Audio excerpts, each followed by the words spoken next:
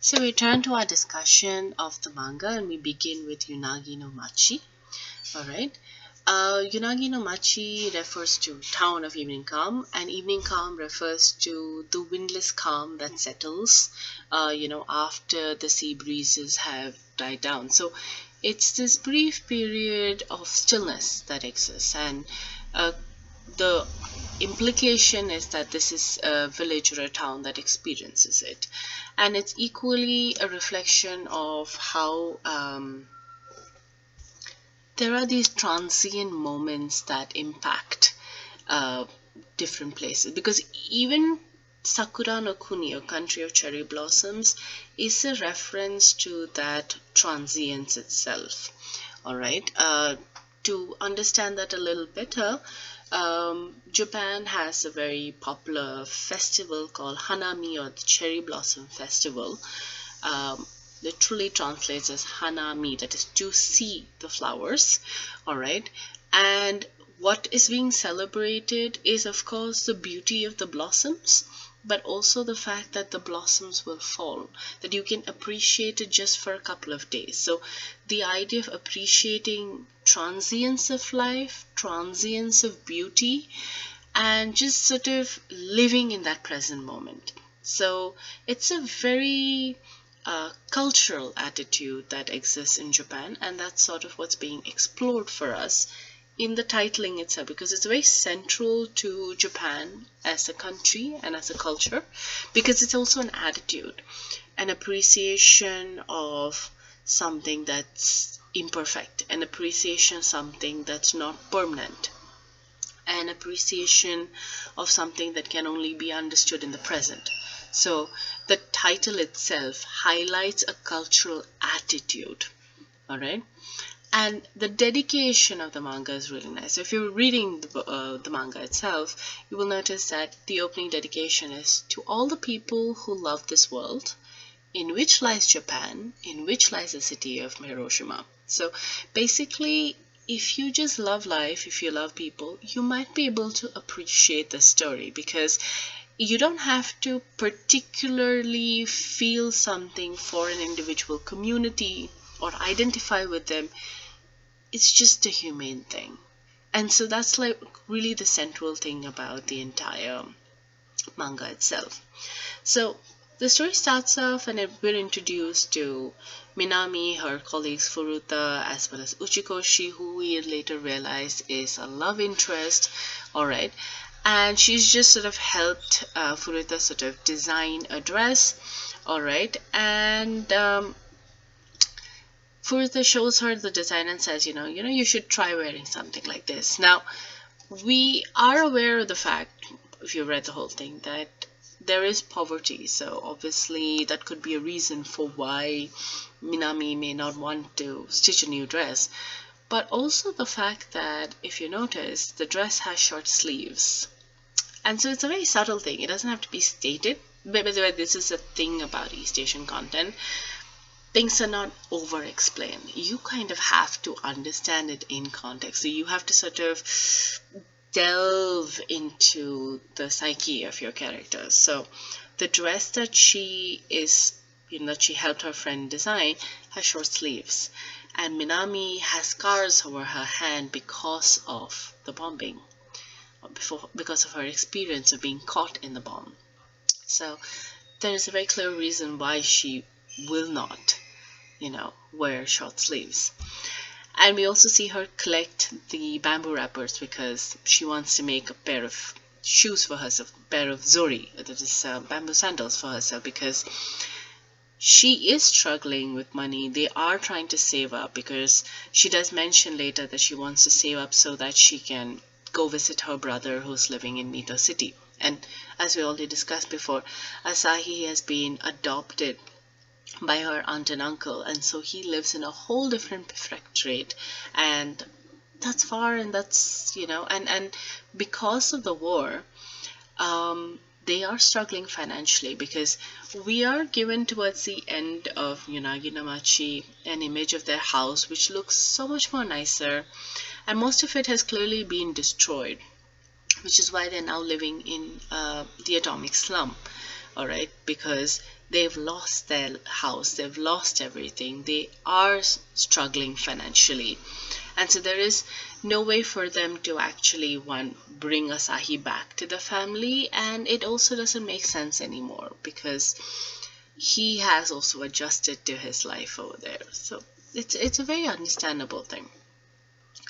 We are shown images of the city, and it looks like, things are bustling and things have moved on. But at the same time, you do see signs of poverty. For instance, you can see there are shoe shiners around. You can see that, it's almost as if, like, people want to move on without sort of acknowledging what has really happened. Again, as mentioned before, it's a very traumatic incident. Openly talking about it is not something people enjoy, right? And as she's heading towards the area that she says, the shanty town that she lives in, we pass a signboard where it says the 10th anniversary of the atomic bomb. So automatically we know this is 1955, 10 years have passed, and things look like they're normal, but there are signs everywhere that things haven't quite settled down. Right? Now, Minami takes off her shoes, she's walking back home, and she passes like two young girls, and one of them calls out saying, "Wait for me, Midori." And she just stops and just watches the child. Now, we already know that she had a sister, Midori, who they never found, who they assume died with the bomb itself. All right. And in fact, even that final scene, the closing scene, which is clearly a memory, a memory of what their life was before the bombing, you have most likely Minami tying Midori's hair. And so it's just this really cute, adorable moment of family bonding that we see. And they're also dressed in yukata, that is summer kimonos, so clearly they're stepping out for like a festival, and it's a very like fun kind of scenario.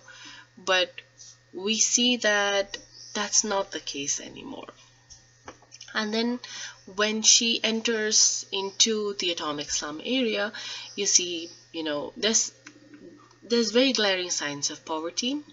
There's also a lot of resist eviction posters everywhere, so you know that things are really hard. We also find out her name because we see the signboard outside her house which says Hirano Tailoring, so we're told about all those things. And we see that their house now looks very cramped.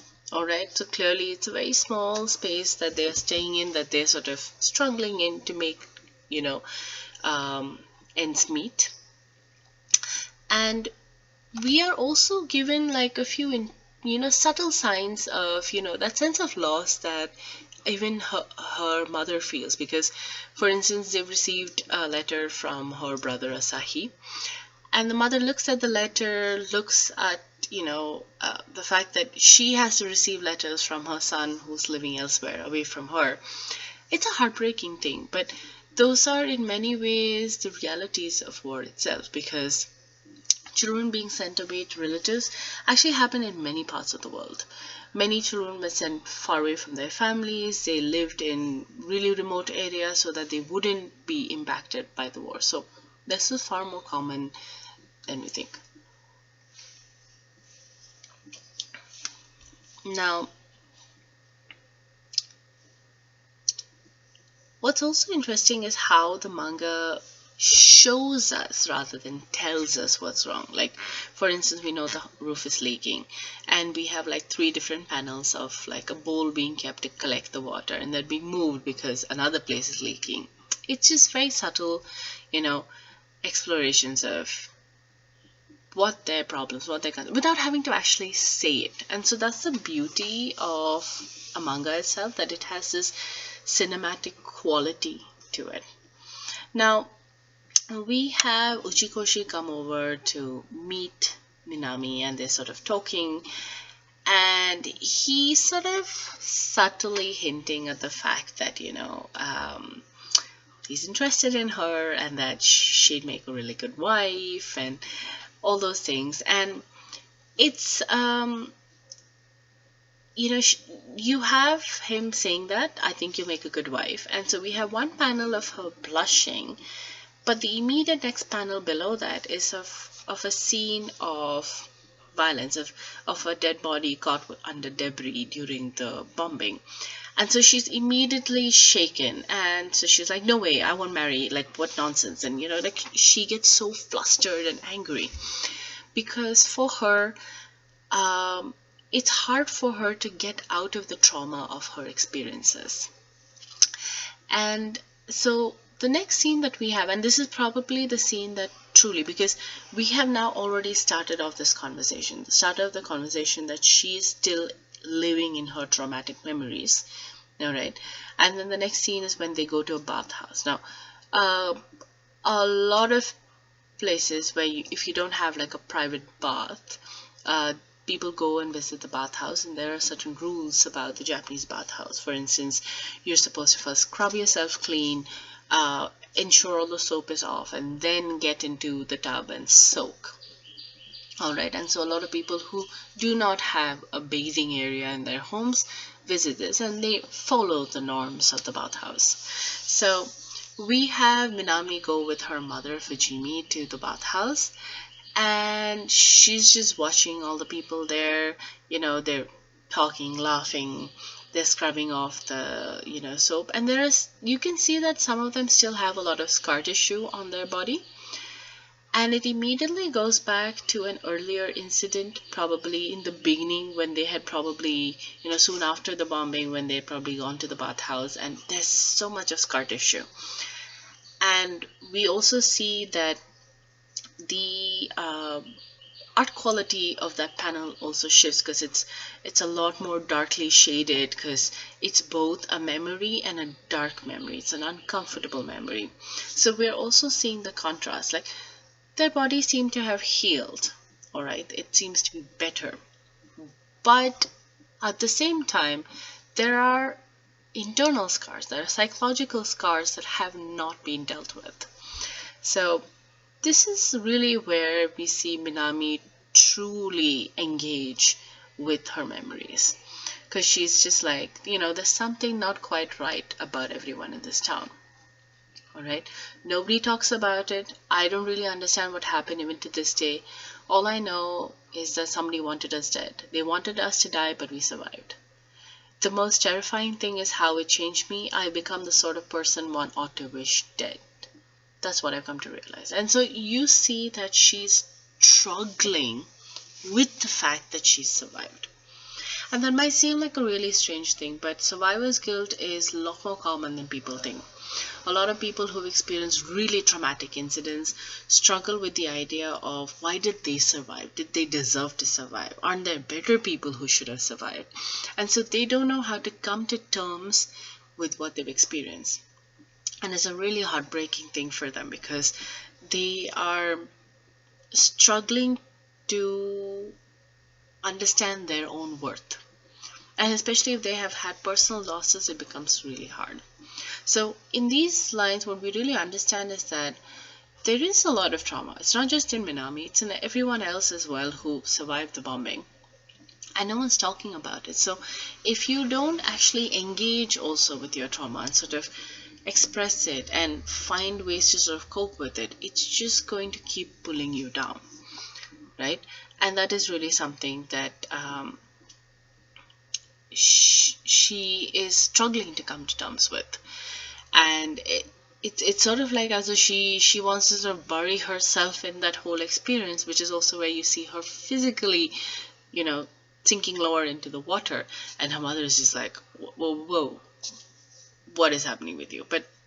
And it's very easy for her to say that, oh, I just felt a little faint, which is, by the way, a very common thing, because the water is quite hot, and there are a number of people who end up fainting if they stay too long in the bathwater. Now, as they leave the bathhouse, they pass by, a family, a home, and through the window we're shown the family. Now, that family, it's very interesting, because it's a father, there's a mother, there are 3 girls, and there's 1 boy, which is exactly like Minami's family. because she has an elder sister, a younger sister, and a younger brother. But that family is whole, her family is not. And there is this unwillingness to openly engage with that kind of trauma, because what can you say that you haven't already said before as well? It's not that it's just one of them who's struggling. Everyone's struggling with that concern. So for her, it's like, why should I talk about it? What's the point? And so she immediately, pushes that thing aside, and she's like, oh, we have our radio show, and let's go ahead and watch it. So it's just like, I don't want to engage with this because there's no point to it. Now, we see her later on help Uchikoshi pick up a handkerchief for someone he might like. And we see that Minami is not too happy at the fact that he likes someone else, because clearly then we understand that she likes him too. And so he gives her a pair of sandals because she mentioned she wanted to make a pair of zori, and he gives her the handkerchief. And she doesn't openly sort of respond to it. She just, she just acts a little clueless, but she's accepted it. And so then finally he does bring it up when he says, you're not giving it back. Are you keeping it? And it's interesting that that moment is near the Peace Bridge, which was a symbol that was built to sort of commemorate the war itself, as well as the losses that were experienced.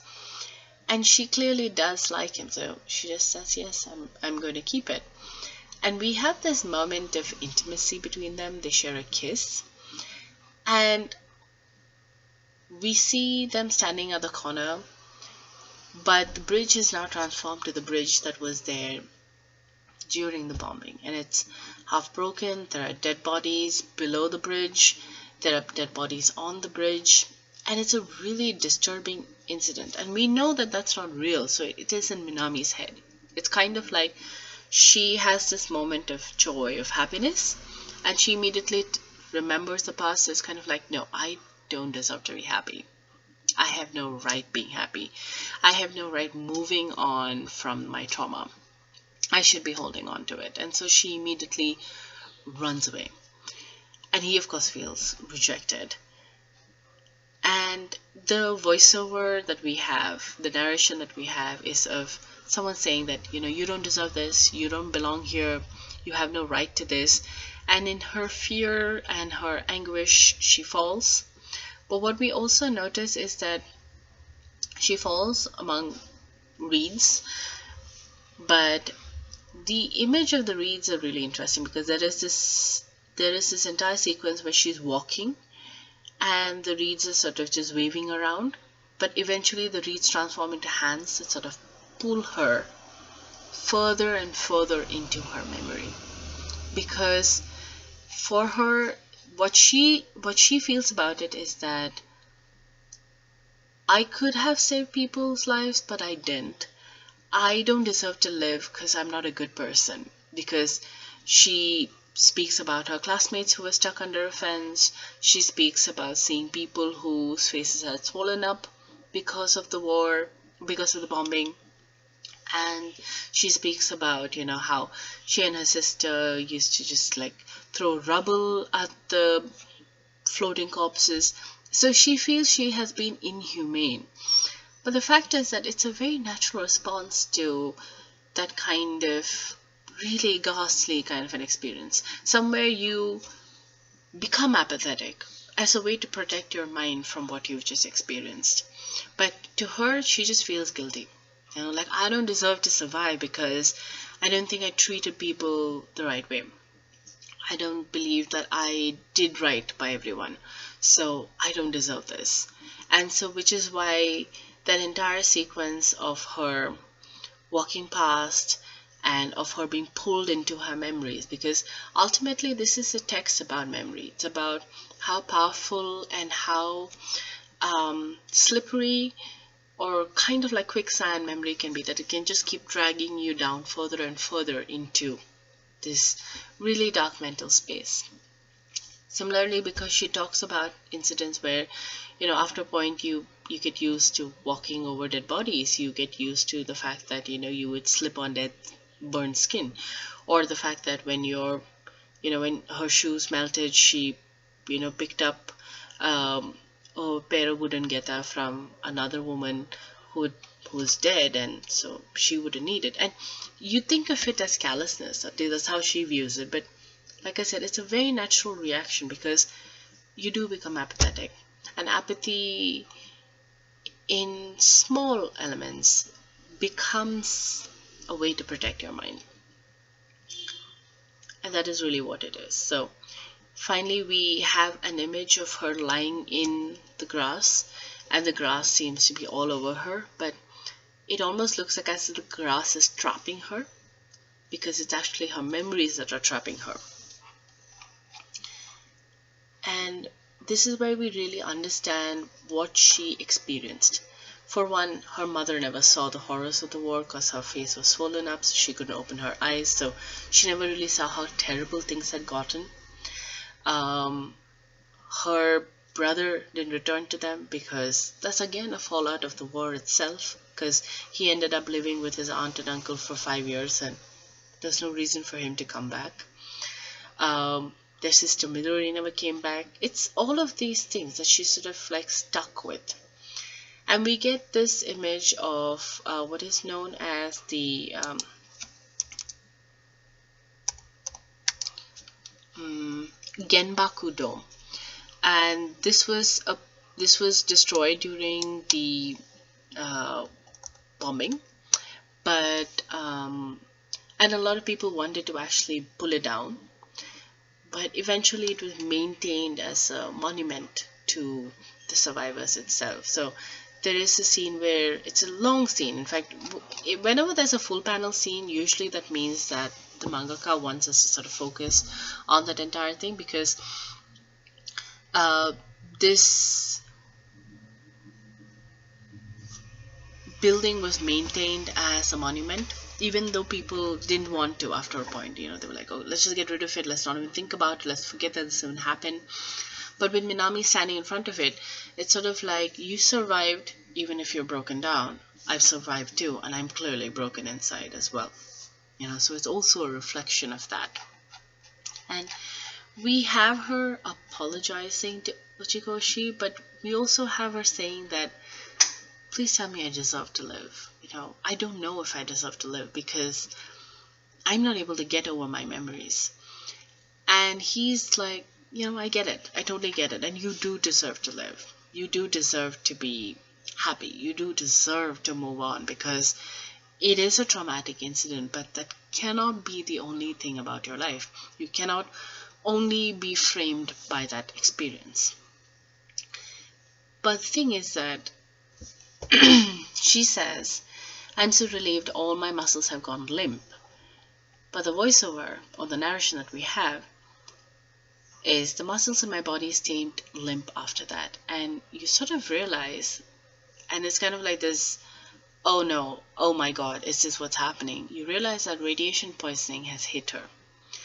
This might seem like a really strange thing because her sister, after all, died within 2 months of the poisoning, and she seems to have survived for 10 years. But actually, radiation poisoning affects people even after a decade or two, and that is very normal. Sometimes it's children born after that who would be affected by it. So there are different ways to sort of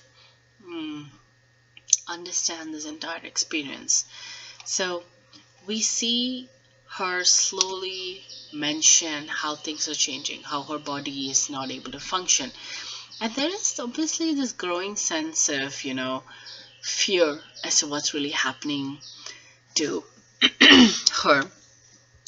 And also the fact that she starts to now remember her sister and how her sister was really angry when, and screaming and hitting them when she was dying because she wanted to live and she's not able to. So we also have a panel where she says, late at night I coughed up dark blood. And the image is very telling because it's just blotches. Basically, it looks like ink has been splattered, but equally blood has been splattered. And it's just evocative images, because at this point of time there are lesser and lesser dialogue. There's a lot more images that we see. We see the mother trying to keep herself busy working. We see her struggling to move, struggling to make sense of things. We see her vision changing, which is why you can almost see features on people's faces.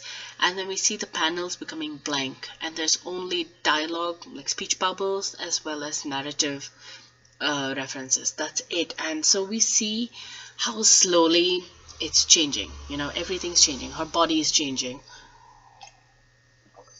Her body is falling apart. And it's so sad because she's just come to terms with her survivor's guilt, and now she's not surviving, and it's a really heartbreaking thing. We have a panel where it says, "Someone came and held my hand, and silent, I knew whose hand it was." So most likely it's probably Uchikoshi who's coming to see her, because he's heartbroken. This woman that he loves is clearly dying in front of him. And we have a series of blank panels, because after a point you realize that what more can you say? What more can you explain? The point is that it's blinding, either in terms of pain, agony, anguish, all of that. And you also see her feel resentment, because she's also wondering about how she thought she survived, but she hasn't. And she's wondering if the people who dropped the bomb are happy with them, because they've got another person. It's 10 years later, but they've got another person. And we saw her in the earlier sections feeling guilty for surviving, but now we see her feeling like, this is unfair. I thought I was one of the survivors. I thought I got through this moment. 10 years have passed, I got through this moment. And you realize that you haven't. And which is why the next few panels, what's really moving about it is that you have random people on the streets, and we see a poster flying, and that poster finally falls in the water, and it's a world conference against atomic bombs. Because what's the point? Like, sure, you can discuss it in like forums, you can talk about it, but the point is people are dying. The point is that the violence of that incident continues to affect people's lives. And we see Uchikoshi sitting down on the stairs looking at the river where this poster has fallen. And the point is that even if he does move on someday in the future, maybe marry someone else, the point is that he has gone through this heartbreaking moment. And it's not because she broke up with him or anything of that sort. It's just because an act of violence 10 years ago claimed his girlfriend's life, his fiance's life, and that's it. And there's nothing for him to do about it. But this story isn't over yet. That's the second last panel. No matter how many times Yunagi fades, the story won't ever end, because there will constantly be such deaths. There will constantly be such pointless deaths. And there is little a person can do about it. And so the final image that we have is of Minami's hand. We can see the scars on her arm, and we see her holding that handkerchief, embroidered handkerchief that Uchikoshi had given to her. And that's all she is left. Like, she is leaving behind people who have to now carry the trauma of these memories with them.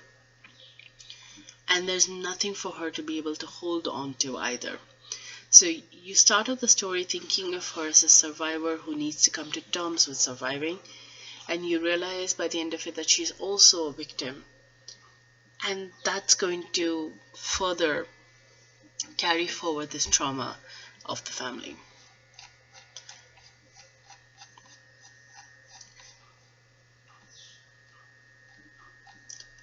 As already discussed before, the last image that we have is of their family home when it used to be full of life, and how things have slowly changed. So Yunagi no Machi is an intense, subtle, and brief story that conveys the heartbreak of war, the anguish of surviving something so violent, and why such incidents will continue to sort of impact people's lives in the most terrible fashion ever. Because, as I mentioned before, it's an act of slow violence, it's an act of, you know, destruction that continues to claim lives. So it goes beyond a single moment, it goes beyond a political decision, it remains something that impacts lives for many, many decades to come. So we will continue our discussion on the other parts of the manga. So, thank you.